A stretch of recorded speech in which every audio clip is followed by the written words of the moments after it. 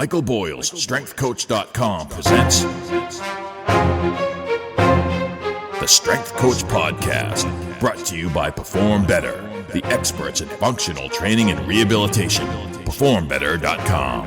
All right, hey everybody, welcome to another special edition of the Strength Coach Podcast. We do this every month with Vince Gabriele, the founder of Gabriele Fitness Performance and Fitness Business University, as well as KISS Marketing. He does the KISS Marketing Business Secrets for Gym Owners segment every episode. He helps gym owners get more clients, make more money, and have more freedom. Author of 9 fitness books, fitness business related books, including the Big Book of Marketing. But the one I'm really interested in is if you're seeing any of this video, because we do record it on Zoom now, there's a book in the background with a cartoon Vince on. Vince, I got it. First of all, that cartoon is awesome. And I need to know more about this book. What is that? So I got teased a lot as a kid. And the book is, so I used to get teased a lot for having really bushy eyebrows when I was a kid. And they would always say things like, hey, I should never worry about going bald because my eyebrows will just grow to go over the top of my head. That's but anyway, so I used to be as a kid, self-conscious about it. And then all of a sudden, you start to look at the Jay Leno's of the world, right? And what does Jay Leno do? He accentuates his chin. Yeah. And all of a sudden that is a differentiator, in him. And I was like, all right, well, I got that thing, so let me use it. So my cartoon, I'll pull it out. And it's funny, I've had this cartoon for several years now. But it is, so that's me. But I've had the cartoon for several, and I feel like everyone has a cartoon now. I'm looking at everyone's Facebook profile. And the AI thing is out of control. Yeah. So I definitely wasn't the first person to do this, but I feel like I was definitely ahead of the game with creating. But this is a daily planner. This is a book I give out. I create a new cover for this every quarter for my mastermind. And essentially what it is it's a book of 50 or no, I think it's 90 or 100 pages of the same page. So it's the same page. So it's this page. Yeah. And it essentially is a sheet that gym owners fill out the night before they work to have a productive day. And I always say a productive day starts the night before. And I think it also helps you sleep better when you can go to bed knowing that what you're going to do the next day. That's a big frustration among gym owners is, what the hell am I going to do today? How to be productive. Really what you want to do is intentionally do that the night before you go to sleep. So that's what I do. And most of the people in Mastermind use this book and they get to look at my cartoon face every time that they use the book. So love it. That's what that's for. So much better than the AI. The cartoons are so much better. The AI is getting out of control and tired of it. Anyway, just as a quick side note, in Be Like the Best, your Be Like was the Friday work week shutdown. So you can let everything go for the weekend, be with your family. And, it doesn't happen every week when there's big projects, obviously, but that Friday shutdown, reviewing the week. And then, so we did that. That is in Be Like the Best at a bookstore. Oh, yeah. I was wondering what the hell you were talking about. But yeah, your book. Yeah, my book. Your book, Be Like. Vince, I love the planner idea. I really do. First started doing that with Michael Hyatt. And I went to him for his program, The Best Year Ever. And I'm kind of, you sent me over your title for this, and it was The Best Year Ever was in it. And one of the things that's really scary right now for people, and I was telling my father-in-law, I'm not sure if I completely agree, but it's the quote unquote coming storm, the recession that's supposed to happen. Yeah. I went to the mall the other day and I couldn't find parking. And it was packed in there, and there were lines inside every store. I know it's Christmas, but still, I was kind of like, wow, I guess, I don't know where this recession is. But, the media is always talking to us about how bad things are going to be. But this year, it kind of does seem like there's a lot of people, a lot of experts talking about we're kind of heading into something. And it is scary for gym owners, especially after what a lot of them went through with COVID. So Today is 5 steps to make 2023 your best year ever, even if the media is telling you it could be your worst. It is a scary thing. For sure. And rightfully so. I've, seen firsthand the impact on it in coaching. We have 80 gym owners in our mastermind directly. And hey, there's been some attrition. There's definitely been some attrition, and whether that's relative to the recession or not, but across the board, we have seen higher levels of attrition towards the end of this year. I do think also last year was a little bit of a pent-up demand year, right? Where you saw the COVID 2020, you had the COVID hangover 2021, which things still didn't get back to normal. And then 2022 was kind of like the first year where it was somewhat normal, right? So there was it wasn't like a huge snapback, but there's people were, it was more normal to be going to gyms and doing like that.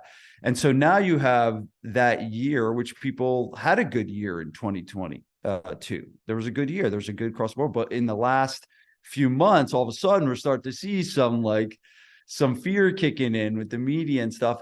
And here's the thing, you have to embrace reality and what it is.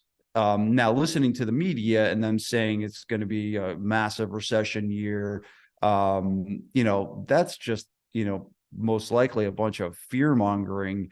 But the truth is that, hey, we are starting to see some issues with attrition across the board. And the reality of all the situation, the reality of this is that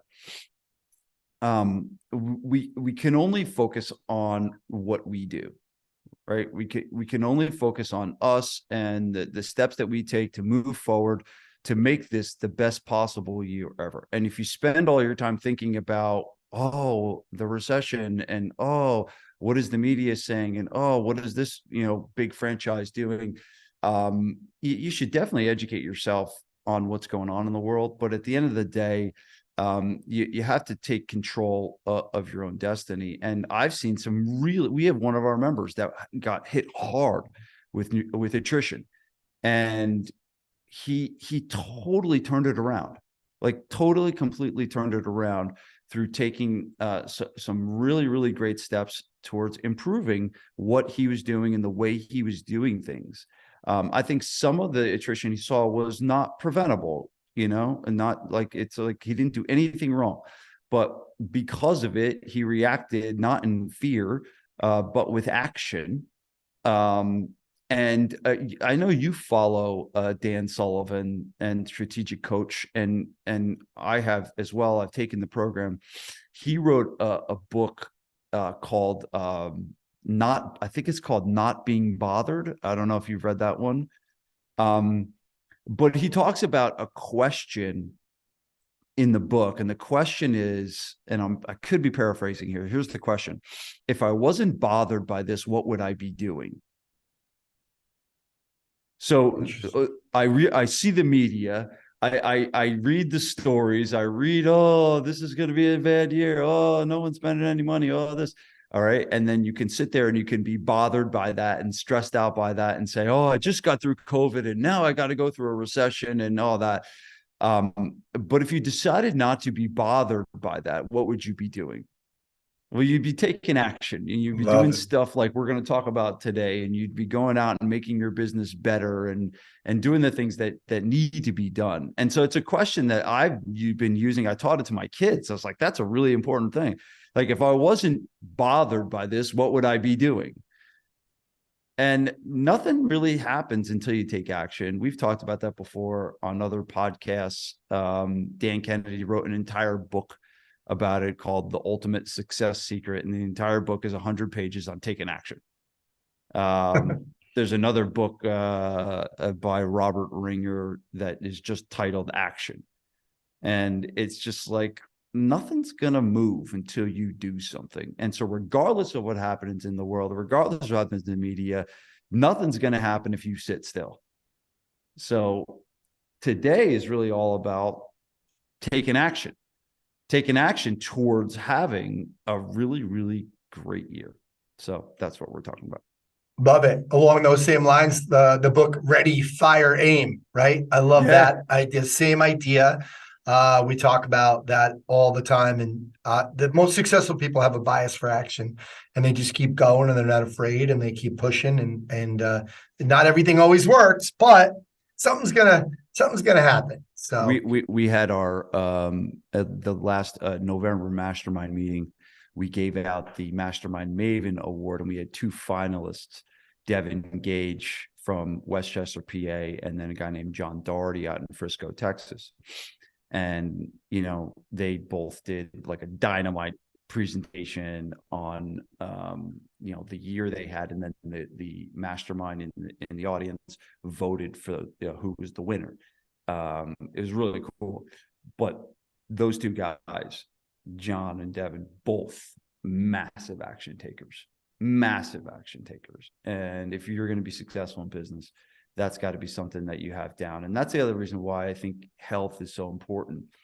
I think that personal health as an entrepreneur, and it was funny, I was on a podcast, I was getting interviewed on a podcast yesterday, just about the overall importance of your own personal health and energy. This podcast was more of a local podcast that was geared towards, just the regular people in the community of this specific gym. But I told the story of how I went to Date with Destiny, and Vanessa and I went to Date with Destiny at the Tony Robbins seminar, and he put his core values up on the board, and his number 1 core value was health and energy. And he basically said that, hey, if my health and energy is good, then it's going to fuel all the other things that's going to give me purpose and meaning in life, right? So it's, even as gym owners, right, we're not out of the woods, right? Just because we decide to own a gym doesn't mean we're going to be healthy. Like, we got to do the work. We got to take action. You just walking and working in a gym doesn't cut it. And that was one of my biggest surprises of coming into the fitness industry and seeing like personal trainers that were like out of shape and gym owners that were out of shape. I was like, it just didn't seem, but it's real. And I've been out of shape as a gym owner. Like when my kids were born, when Bella was born, my first kid was born, I was a fat ass. Like, I look at pictures of me. I think we did a Strength Coach TV right before when Vanessa was pregnant with Bella. I was like breathing hard in that episode. I was, I was probably like 250, eating butter pecan ice cream like every night, and it was going through a stressful time. It was like running a business, trying to grow a company, buying a house for the first time, having a kid. It was just like, man, that's a lot. Yeah. But I look back now and it's just like, man, I really wish I took my personal health a little more seriously back then.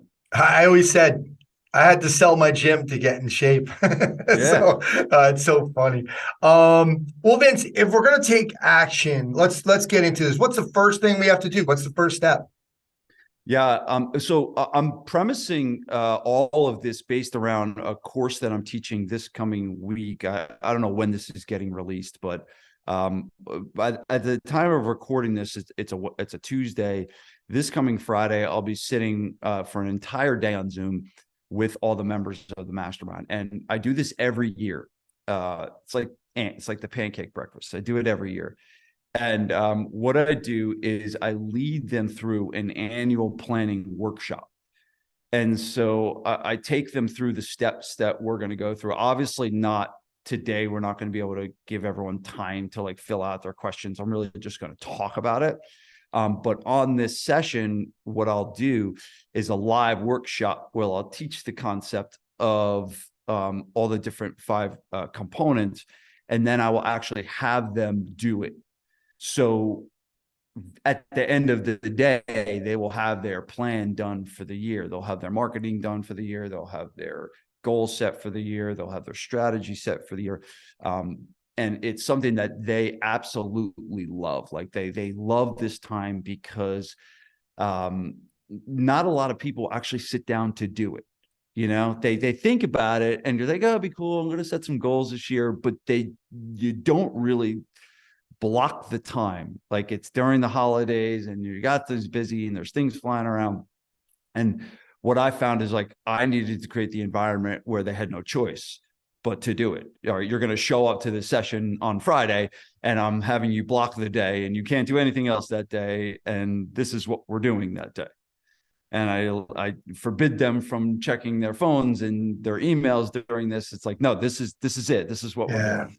Awesome. And the ones that show up like love it. And we do some really cool vision work, which I'll talk about, and strategy planning and everything like that. But so that's the premise of the 5 steps that I'll go over today on this podcast is me preparing to teach this to the members of the mastermind this week. Very cool. Well, you know, I agree with you 100%. We always say, yeah, I want to do this. I want to do this. And, you know, going back to Michael Hyatt and me selling a gym, when I sold the gym in 2016, at the end, I was like, whoa, what am I going to do? Like I have the podcast, I have a couple other things, but I didn't really know what to do with my time because normally it was like, okay, you got 3 guys coming in here, 3 women coming in there, you got blah, blah, blah, right? But I kind of needed some help. But what I didn't realize was when I sat down for the first weekend in January in Nashville at Michael Hyatt's place for 3 days to go over and do a deep dive and talk to people after each little session and whatever. When you set aside that time, I love that you do that with your people because and hopefully more and more people are doing it because they have to understand the value. I bet the people that who sat down last year in 21 had the better years this year because when you're intentional about it, when you take that time out, man, there's nothing like it. Yeah, it's funny. I just recorded I recorded a series of about 10 podcast episodes with specific members this year that have had success. And one of them, I did an interview with a guy named Dr. Ben Quist, who's got a thriving business. He's got physical therapy clinics. He's got gyms. He's a monster operation. And he showed up to annual planning last year. And I did a visioning exercise, which I will talk about a little bit today. And he cited that was like a breakthrough for him to write out his vision and write it out in story form. He's like, that changed the game for him. So 100% being forced to sit down to do it is like half the battle, like just having the environment to do it. And a lot of times we'll talk about planning. It's like, it's not even the plan you make. It's actually just sitting down and doing the planning is the most important piece. Yeah, it changes. It changes. But hey, listen, what do you got to do first before you look at the future? You got to look at the past, right? Yep. And that is the number one. So the first piece of what I do when we're planning out the year is we'll look at 2022. And we'll look and answer really 3 questions from 2022.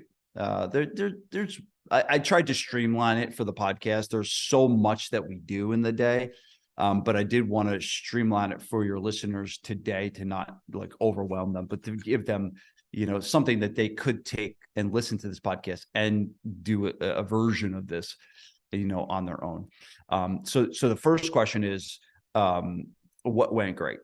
And, we mentioned strategic coach before. One of the things I learned from them is to start every meeting with a positive focus, where you focus on the positive things, that happened. And I think some of us hard charging entrepreneurs, we want to think of what's next, right? And we maybe don't do enough of celebrating the wins, that we had. I had another one of the other podcasts I was recording with one of our members, and in the past, he's done really, really well. And 2020 for him, he thought was kind of a down year. And I'm talking to him and he's almost like a little down. And I'm just like, how'd the year go? It's like, well, he's like hemming and hawing a little bit. And I was like, well, what are you up? He's like, well, we're up 25%. And I'm like, okay. Okay.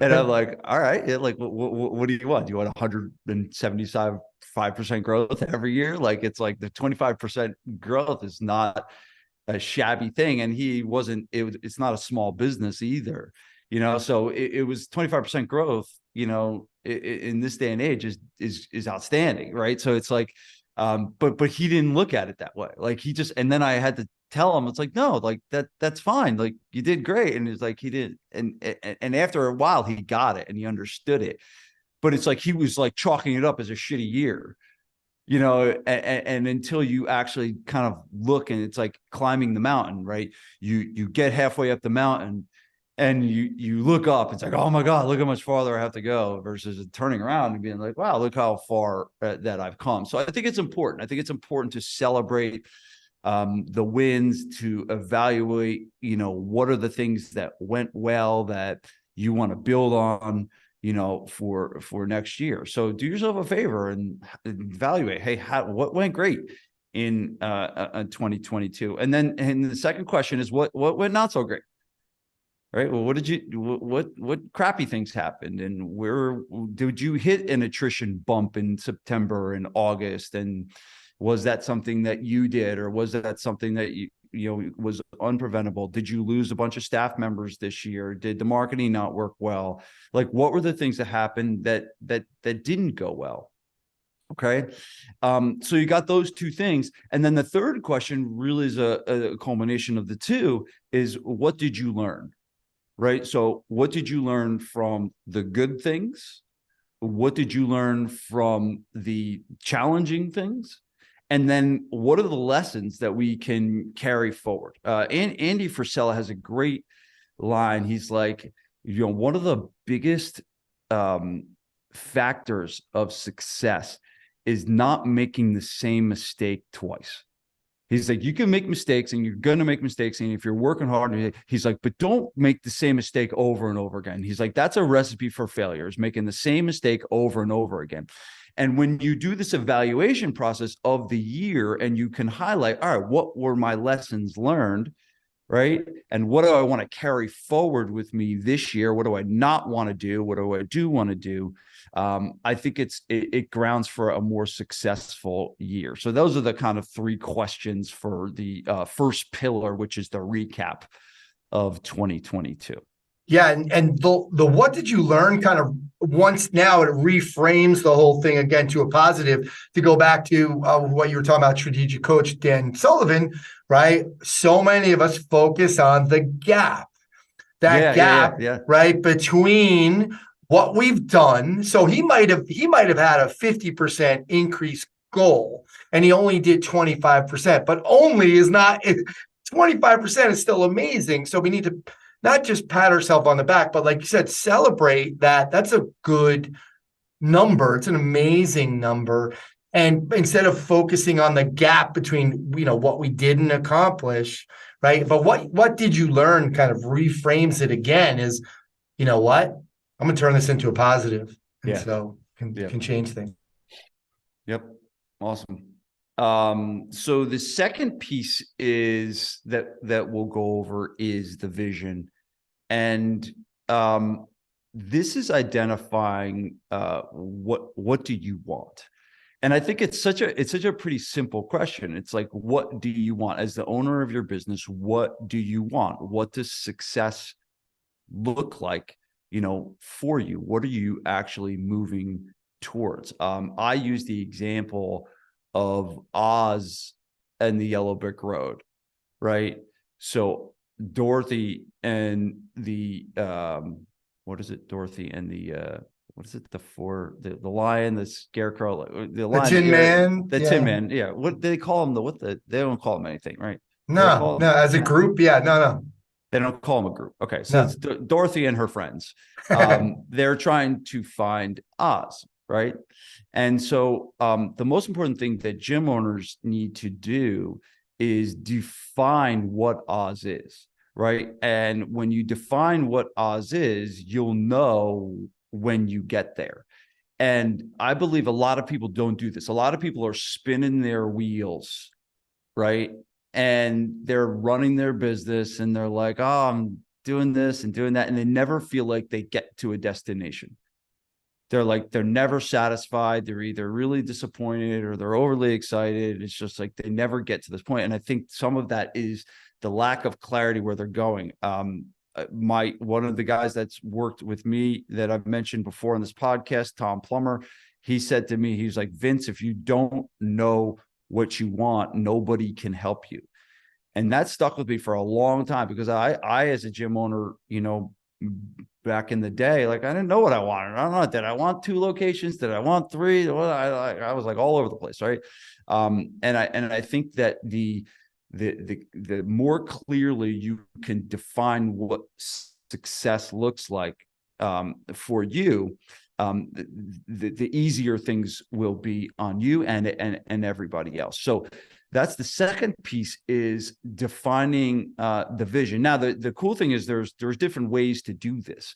And one of the most effective ways that I've been taught how to do this is through visioning, which is the term that I learned from the great Ari Weinswig, the founder of Zingerman's Deli. And if you don't know Zingerman's, you should. Zingerman's is 70, probably more now. It was 70 before COVID, so it's probably more now.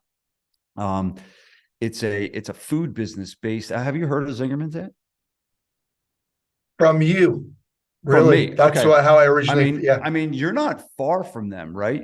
How close to Michigan are you? yeah, I'm pretty close. I'm about 3 Yeah. hours from the Oh, dude, border. you should totally go. It is amazing. So it started as a little deli in Ann Arbor, which is Ann Arbor's a college town. It's where the University of Michigan is. So it started in the 80s as this little deli. And then it's grew into this empire. But the cool thing about them is they do not expand. They didn't expand anywhere all over in the US, and they could have expanded all over the world. And they decided they wanted to keep this a community-based business. It's really a special place. And that what they did was, instead of creating delis, which was their first successful business, they said, we're going to create different kinds of businesses in this Ann Arbor community. So they went and they opened a restaurant, and then we opened a bakery, and then they opened a cheese shop, and then they opened a coffee place, right? And so they have all these other little businesses because, you know why? That's what they wanted to do. And it's interesting. It's like, the logical question is, well, why didn't they go and start this deli? And they got this unbelievable deli that's massively profitable. Why wouldn't they franchise this deli and open these Zingerman's delis all over the country? And I asked Ari that question. And you know what he said to me? His answer was, Vince, just wasn't that interesting to me. And what was interesting to him was opening up these other little businesses around the Ann Arbor community, right? You don't make that happen without a vision. You don't make those kinds of decisions. You don't make those intentional decisions without having a clear-cut vision on what does success look like and what do we want. And so this visioning exercise that Ari taught me, and I spent time with him in Ann Arbor. And the cool thing is, I'm actually, he wrote a bunch of books. And I'm in one of the books. He writes about me in one of his books in an exchange that we had, and we've become very good friends. So he's probably one of the, one of the few high level entrepreneurs that I have a very personal friendship with. But he wrote about me in one of those books, but he taught me this exercise called visioning. And essentially what this is you write a story for what you want the future to look like. And you take all the different concepts, right? You take, what does the customer service of your business looks like? What do the financials of your business look like? What does your team look like? What does your facility look like? And you paint yourself in the future, right? So let's say it's 2023. You want to do this for 2027, okay, 4 years from now or 5 years from now, whenever it be. And you write the story like it's 2027. Today is January 1st, 2027. I'm sitting on my front porch with a beautiful cup of coffee, and I feel relaxed and at peace. And here's why. And you tell the story about your business that enables you to have that. So it enables, right? Doing this vision exercise enables the actual vision to come alive. And I have found when I do this and I communicate this with staff, they get it, because there's an emotional component to the story, right? There's a line, facts tell, stories sell. Right. So if we want, how do we get a vision together? How do we get the team on board with the vision? Well, we tell them a story about it and we get their emotions involved, right? We don't just say, we want this and this is what we're going to be in 5 years. And that's boring. And not a lot of people can get around that.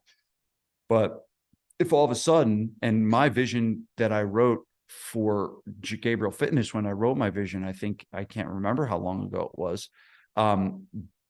The team was like reading it and they were like, wow, this is freaking awesome. This is going to be really cool to be a part of this. And whether you get there exactly, no, but it's funny. I wrote, and you can do this. The cool thing about this exercise is you can do this for personal or you can do this for business. And I did this for personal in 2017. Yeah, because I did a 10-year, and I did in 2017. I did a 10-year vision, so it's 2017 to 2027. And I read mine about a year ago, and it was eerie of how on track I was. That's cool. It was like almost like, and I even read it to the point was that like there were so many things in there that were impossible to know in 2017. It was impossible to know that it could have been a reality. And it was actually like starting to happen. It was so weird.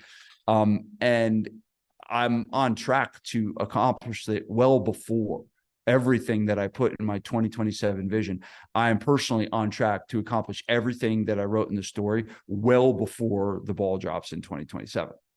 Right. And what it does is like what the visioning and getting it down on paper and doing it in story form, it allows you to make it real and make it, you can feel it, and it gets programmed into your subconscious.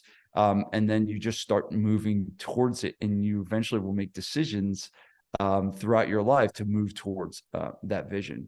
So that is the second piece, right? Is defining what you want. What does it look like? Send yourself into the future, whether that's a 1 year, whether that's a 3 year, whether that's a 5 year. With COVID, long-term 10-year visions are probably not the norm. Like I did mine in 2016, well before COVID. It's a little harder to do it now these days, but I think it's definitely doing short term, but really the important thing for business owners is to know what you're going after, know what success looks like for you in the future. And then once you have that, then you move to number 3, which is your strategy. And your strategy is your plan for success to accomplish the vision.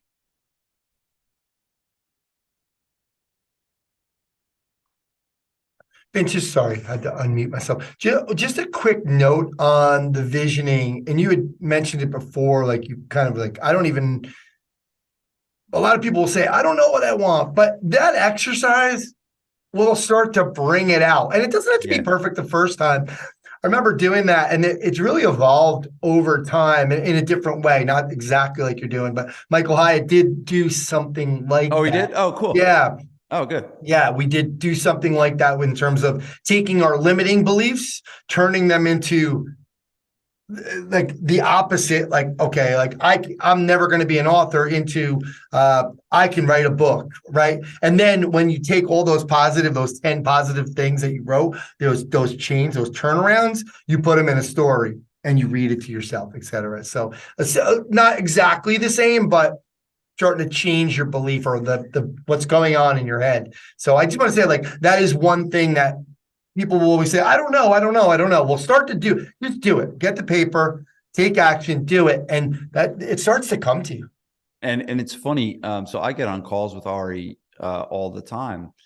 And when I go to him and I'm uncertain about a decision to make, his answer will always be, and the thing I love about Ari, he's the owner of a $70 million business, and he's the most humble person. And he says this to me all the time. He's like, I don't know. Why don't you just write a vision about it? And it's just like the way he says, I don't know, is just like, no, he probably does know. He's just saying he doesn't know. Like, I think he knows. Just wants you to right? do it. Yeah. But write a vision.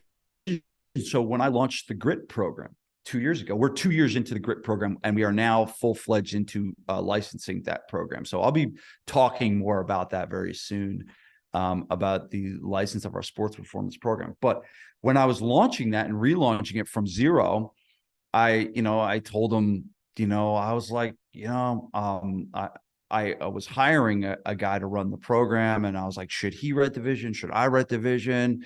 And he's like, oh, well, why don't you both write the vision and then compare your visions and see if it's on track? And I was like, oh, that's a really good idea. And I did it. But just that you can use this visioning exercise not only for and I'm staying on the visioning one for right now before we get into strategy. But I think this is an important point to make, and I think this will help a lot of people. Visions don't only have to be written for things that are long term down the road things. So an example is, the day before I gave the eulogy at my dad's funeral, I sat down in a bar with a lot of bourbon. I sat down in a bar and I wrote a vision for what I wanted that eulogy to be like, and what I wanted the impact of that eulogy to be before I wrote the eulogy. And I wrote down, this is my vision. This is what I wanted. I wrote down, I wanted my daughters and my son to see me step up and have courage. I wanted my wife to be proud of me. I wanted the people in the church to be able to take something that I shared with them and make it memorable, right?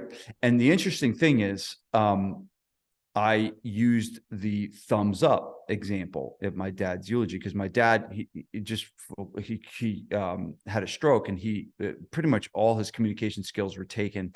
But he was just an optimistic guy, and we would ask him how he's doing, and he was doing really shitty, and he would just give the thumbs up, right? And so what I did was I used that as an example, and I tried to connect, hey, living an optimistic life, and even when things are bad, to try to see the good in it and to learn from it. And I kind of used the example of the thumbs up, and I said I wanted to have the impact. And I wanted to create and give them a memorable thing that they could take with them and celebrate my dad at the same time. And so I used this thumbs up as that kind of anchor for it. And it's interesting, and I didn't even plan on talking this today, but this is there was a woman in the church, and she was my sister's boss, big wig in New York City. And she sent us these as Christmas gifts. And what they are is it's a Christmas ornament. That's so with cool. a thumbs up emoji, right? And hey, you don't do that unless you remembered that message, right? How many eulogies have you been to where, they said a bunch of stuff and but in my vision, I said, I want this to be memorable, and I want this to be memorable, not for me or whatever, but for them. And for them, and to make this an impactful thing in their life. If I just wrote the eulogy, it wouldn't have happened, right? But I wrote the vision, and I intentionally decided what I wanted to have happen. And then it kind of came to life. So you can use these visions for everything. I do a vision before every mastermind meeting. Every mastermind meeting before we meet for 2 days, I write a vision of what I want to have happen. And, a lot of times it comes true. So awesome to even, kind of have those anchors. I love that idea is kind of, what is it that you want to get out of this? And it's not only for business. So very cool. Yeah. Cool. Okay. So the step number 3 that we go over is the strategy. And right. So the vision is you make it up, right? You can make it up. You can decide whatever you want. The strategy, right, is you make it real. Right? What do you need to do to make it real? Okay. And there's some people that are really good visioning. They're really good at thinking of great ideas, and they're really shitty at making it actually happen. Right. And this goes back to the take action thing that we were talking about. So your strategy, this is how you simplify strategy, business strategy. And without getting, like all, Goldman Sachs on everybody, it's a plan for success. That's all it is. Your strategy is a plan for success. So it's what are you going to do, right? What are you going to do to make this happen, make this vision happen? Okay. I believe that I've embarked on a couple things that are crucial to the strategy. Okay. One, I believe everyone needs to have some clear cut metrics around keeping them on track to make sure that they're doing the things they need to do from a data standpoint. And what this means is this: everyone's vision must include some kind of it can't just be a feeling, right? Your vision's got to include some numbers, right? Your vision should have some financial information, how many clients you want, and all of that, right? And what your scoreboard does is your scoreboard is the thing that keeps you on track and tells you that you're moving towards accomplishing your vision. An example is, if in a year you want to be at 200 members, your scoreboard will tell you on a weekly basis how many members you need to get to be moving towards that goal.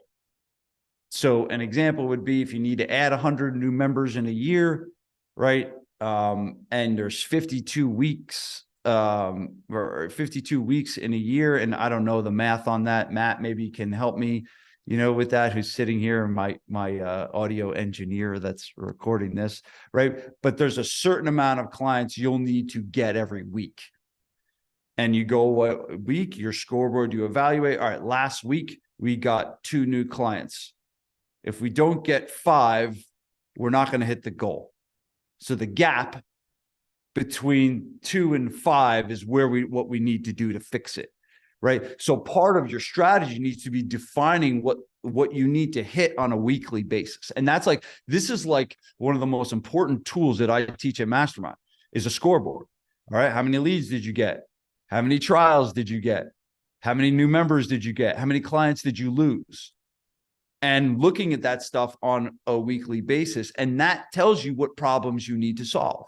Are you on track? Are you off track? Right? So that's the first thing, is these very important regular metrics that are leading you down the path to the measurable goals that you want to achieve. The second thing is a part of your strategy are the combination of the projects that you're going to do. What are the goals you're going to set and the things that you're going to accomplish? These are more part of your strategy is things like, who do you need to hire? What marketing plans do you need? And we'll talk more about marketing specifically in a second here, because it is a big part of it. But who do you need to hire? what roles need to be created, what people need to be moved on the bus, what people need to be moved around, what specific campaigns, what specific systems need to be documented, what needs to happen with your pricing and all of that. So there's all these things that need to happen, and they need to be set up in measurable goals and projects. I call these rocks. Right. I call these rocks. And what we do is we set a series of anywhere from 3 to 7 of these rocks that help us move us towards achieving these measurable goals. Right. So an example of a rock could be hire a new marketing manager.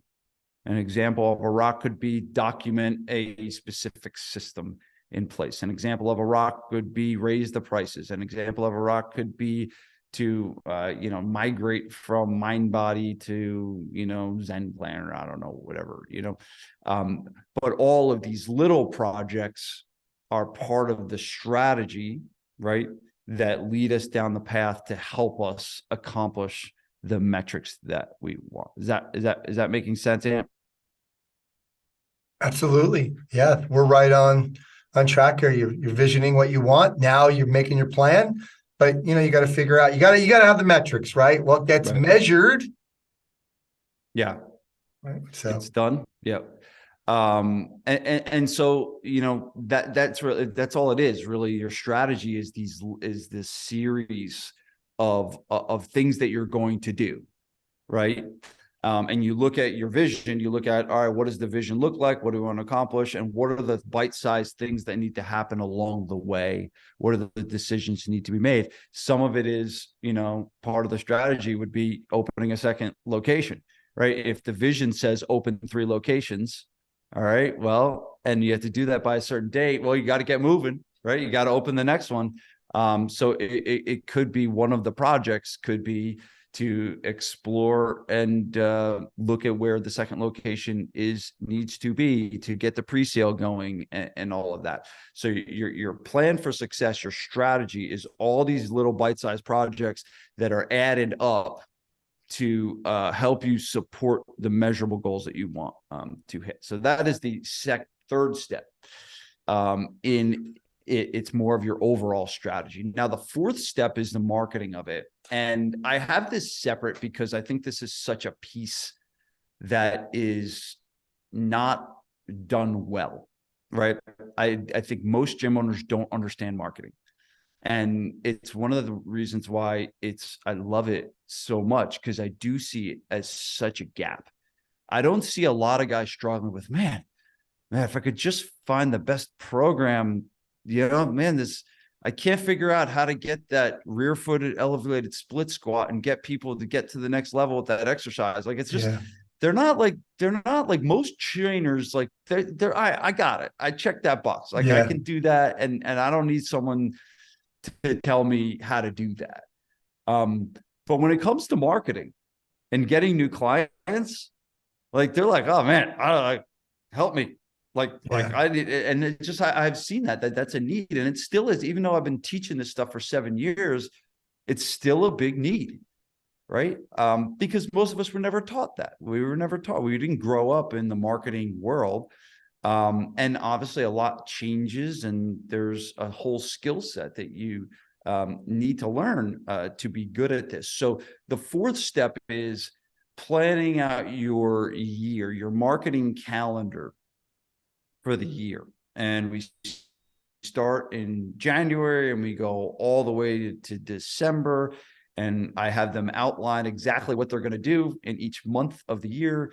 Have them go over the 3 pillars of marketing, which is your target market, your marketing message, and your media, the media that you're going to use to get the message out there. So we kind of go over that. But really, it's about taking and having an intentional plan for your marketing that's going to generate the amount of leads that you need to accomplish your goal for the year. So I think most people, what they do is they do this thing called squirrel marketing, right? where they will, say, oh, I need leads. And then they'll go do a bunch of marketing stuff. It's like, instead of actually sitting down in the beginning of the year and being, okay, this is, what worked for me last year. And by all means, guys, please, if you did something in 2022 that worked, do it again. Do it again in 2023. It worked. Like, we have this stupid thing that we do, and I'm guilty of this too. We have this stupid thing that we do where we do something, it works, and then we don't do it again. Like, I don't know why we do that. Like, just if belly right is getting you 5 yards on 1st and 10 every time, don't ever not run belly right on 1st and 10. Like, just don't. Just like, don't try something stupid. Don't try something new because you get bored, right? Sometimes being successful in business is boring. Yeah. Jerry Seinfeld always said, don't throw out jokes. Don't get rid of jokes that have been working for 20 years. Yeah. Keep doing them. They're laughing. Stop. Like, if I have to tell the Vanessa cake story again, I'm going to pull my hair out. Like, I've told that story 5,000 times, but every time I tell the story, people love it and people laugh and people talk about it. It's just like, no, it's just like, I'm going to keep telling that story until all of a sudden the audience goes, Vince, we heard this story, move on to the next one. Right. But they're not saying that. They're saying, okay. So it's about intentionally planning out your marketing. What are you going to do? And so I lead them through this whole big gamut. I give them a template with a calendar and a bunch of different ideas that they can do, but I give them time to actually sit down and be like, all right, what am I going to do? And to think about, all right, wait, Valentine's Day is in February. Okay, cool. And Valentine's Day, I'm going to do a 4-day sale that's going to start on February 10th, and it's going to go to February 16th. And this is the premise of it. This is the offer. You think about all this stuff beforehand. And then when February 10th comes around, you just push send on the email. You just, push publish on the Facebook ad. Like, you just do it, versus February 10th. Oh, wait, Valentine's Day is in February 14th. Let me do something for Valentine's Day. And that's what we all do, right? We panic. And that's why we're all running around like chickens out of the head with marketing. Part of it is just intentionally planning. So that's what is laying out a skeleton for how, because, and why is this so important? Why do I have a section for just this versus a section for your strategy for retention? Here's why. The only guarantee in business is that you will lose clients. There is no guarantee that you will get new ones. So if there's no guarantee that we're going to get new ones, then we got to do something about that. And we got to have a better plan for that. I already know I'm going to lose people. I know, and I can have the best retention system in the world, and you employ the best retention system, you're still going to lose people. There's no that's a guaranteed I'm going to lose people. There's no guarantee you're going to get any new clients this year. There's no guarantee of that. Yeah. And I don't want to leave that to chance. I want to make sure that I have a good plan set in place where I'm intentionally doing things to educate the market about who we are, what we do, and why we can help them. So that is why I think it's so essential for the marketing piece to be intentionally planned out. So that's number 4. Love it. Yeah. And again, to repeat what you just talked about a little bit, it's business strategy. You said success. It's what's the plan, but then the 4th one is marketing plan. You're like, wait, why shouldn't that be in there? It is so important that we need that separate one for it. And if you listen to this podcast, you will get a lot of tips. So that should be part of your plan. Make sure you're listening to these special episodes, because Vince talks a lot about acquiring new clients. Vince, we got one more here. Yeah, in our and 5 steps. And everyone loves this one. But the last piece is just setting some personal goals. Tony Robbins talked about that number one thing that he needs to be in place to have a successful life, and that's his health and energy. All right. But I also think your health and energy is a lot of dictated by your mind, right? And how you think. your relationships are really important for that, right? Your relationships are, it's interesting. I had a meeting with a gentleman recently, and, he was having trouble and he was overweight, and, he kept blaming his wife that, she was bringing in bad food, and he kept and you could tell that there was a strain in the home. And I'm like almost guaranteeing that that's probably one of the biggest reasons why this guy can't get healthy. And the guy can't get healthy because he's probably in a crappy marriage, right? And that's probably what you need to work on more than anything else, right? So it's like, setting personal goals. And I there's personal goals for your health, right? What are you going to do differently for your health this year? Do you have goals around your marriage? One of the best decisions Vanessa and I made, we started this in 2017 or 2018, was to do date night, right? And we do date night, and like a goal for marriage could be doing a date night on a weekly basis. What is your goals for hobbies? Right? Do you want to do something different this year? Do you want to start playing basketball? Do you want to do jujitsu? And I think you do the guitar, right? You play the guitar? Yeah, I try. Yeah. Absolutely. So you play the guitar, and I know you do, you like to go to concerts, and you kind of do that. Like, what are, hobby type, things? And I'm not honestly the best person on the hobby stuff. Like, if you talk about me, I'm like reading and working and playing with my kids. Like, those are my hobbies. Like, so I'm trying to get it, but it's something I need to work on, right? Because it adds another element of life to your world. Of financial goals, from a personal standpoint, right? So it's not just your business wants to earn a certain amount of money, but what are you investing personally? Do you this year want to, make sure you're, paying off debt? Do you is there a new insurance you need to buy? Like, what are your personal financial goals that you want to have? Is there a certain amount of money you want to, save this year from your business and everything like that? So that's the last piece we do, is we set some personal goals. And I really believe the personal goals are the driver of energy, right? The personal side is the driver of energy for business, right? So if you're exhausted all the time because you're not getting good sleep and you're not working out, if your marriage is a mess, if your family is a home, if you're like, it's like that matters in business, right? So you must protect this. You must protect your own personal self to be able to have lead your business successfully. Most of the people I know that are really successful in business also have successful personal lives. Now, there's some people that go through challenging, tough times. There's some people but I know that a lot of people, success is success, right? So there's some of the people are successful, and I view, a guy that's successful in business and has a miserable home life and a miserable marriage, and he's just he's 50 pounds overweight. Is that really success? Right? Yeah. No, you were just successful in one area of your life, and I know these things can ebb and flow, but success for me is like success in business, but also to have, a great relationship with Vanessa, to have a great relationship with my kids, that my health is on point. Like, those are the things that help me define success. So success can't be just defined with your business. Success needs to be defined as, what is your life like for you? So I think setting some personal goals can help aid in all of that. So those are the 5 sections that we go through.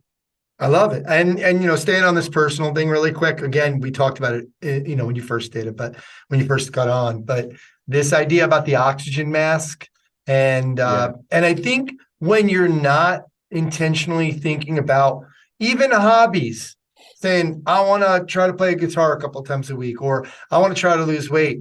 Then you start to, when that's not happening and you don't take ownership of it, that's when the stuff will boil up with your relationship as well, and say, it's their fault, right? You bought chocolate and I walked by and I ate it, but it's your fault because you bought it, right? It's so stupid. But to me, we all do it. but I've noticed when I am working out more, when I am, sit down. Even, by the way, I bought a record player because I love music so much, and having a little bit of time a couple nights a week to go in my room and just listen to some records. Like, Yeah. it brings me back to when I was younger too. But having that, it makes me, it's like, that's my time. And I do think I agree with you 100%. It does make everything else, gives you energy for everything else. Yeah, yeah, no. And what I want to do too, we're in the launch. I believe this will get released Probably late. Friday. Probably Friday. Okay. So actually, so we'll have, so this will be the final opportunity. So the final opportunity to join the Marketing Master Insiders Club for $1 will be Friday. Or whenever this gets released. Okay. The reason being is we're relaunching the program under a new name and a new brand called New Client Academy. That's just what we're changing the name of the MMIC. And the new fee structure will be you can do a 60-day trial for $47. That's going to be how it will be to come in. But for your listeners, this is their final opportunity to get in for a dollar of that program. It's still, it'll be the same program. So they'll be able to get in for that, but they get one-on-one marketing coaching, a full masterclass with me every month. They'll get access to a done for you marketing newsletter that gets shipped to their door every 8 weeks. There's a monster vault of marketing information in there. I've hired someone specifically just to man this program to help people with their marketing. So there's a full-time staff member in there that will be, being a coach for them to help them with their marketing. So it's going to be $47 to join the New Client Academy, but I'm going to give the old link to your listeners to get in for $1 for the final time. So the next time I promote this on the next month's podcast, it'll be $47 to get in. And then it goes to I think $297 a month after that. But what I am going to do too is I am in the group in the vault. I am going to put the packet that I talked about in here. There's probably about a 20-page packet that has all the questions for the annual plan workshop in there. Okay. And I'm going to put that packet so if they kind of want to take what we did today and go deep dive in this on their own and take the packet and go do it, they can get access to that in the vault section of the MMIC. So they just go to club.vincegabriel.com for the final time, and they can get access to that program for $1. That's club.vincegabriel.com. All right. Last chance, kids. There you have it. Vince, thanks so much for doing this. 5 steps to make 2023 your best year ever. Don't listen to the media hype. Vince can help you here. Vince, thanks for doing this, bud. Thanks, yeah.